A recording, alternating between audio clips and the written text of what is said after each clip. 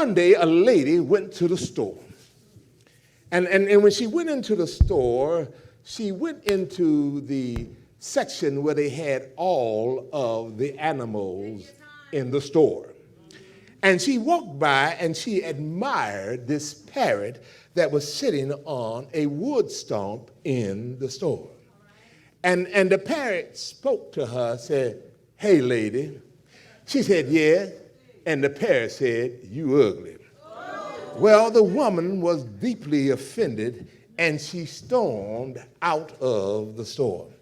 But on her way home, she thought about it and she thought maybe she left the store in a rash moment.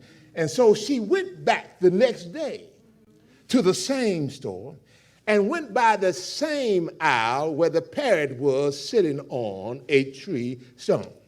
And the parrot saw her and said, "Hey, lady." And she said, "Yes." He said, "You real ugly." The lady could hardly speak. She rushed out the store and went home. That tell you she wasn't a sister, y'all. Amen. But the next day, she went back to the store to that same parrot. And once again, that parrot said, "Hey, lady." And she said, "Yes, you so ugly." The lady became furious and went to the owner of the store and told him and threatened him and gave him a few words, said that "I'm going to sue you if that parrot speak like that again to me." And he promised her that the parrot would not say that again to her. A week later, the lady went back to the same store, went down the same aisle to see the same parrot perched on the same tree stump. And she paused, and the parrot said, "Hey, lady." And she said, "Yes." And the bird said, "You know." I'm in here all by myself. We all heard this term, beauty is in the eye of the beholder. Say amen. Yes, Lord. Only you know what beauty is to you. You see, in our cultures, in our variety of cultures, we see beauty in a different way. In most of these Western and Eastern, and when I talk about Eastern culture, I talk about European culture, right? Especially here in these United States. Those folks that are a little bit lighter than me, say amen. They like going to the tanning spa. And laying on the tanning bed and getting their skins to be just nice as brown as it want to be. Amen. And men and women both. And then some of them have the audacity to go out and lay out in the sun and let the sun bake on them. And then, wait a minute, us African-American folk, us black folk, y'all cousins, right? We don't think if you're dark, you ain't beautiful. We think that the lighter you are, the better you are. So, come on, somebody.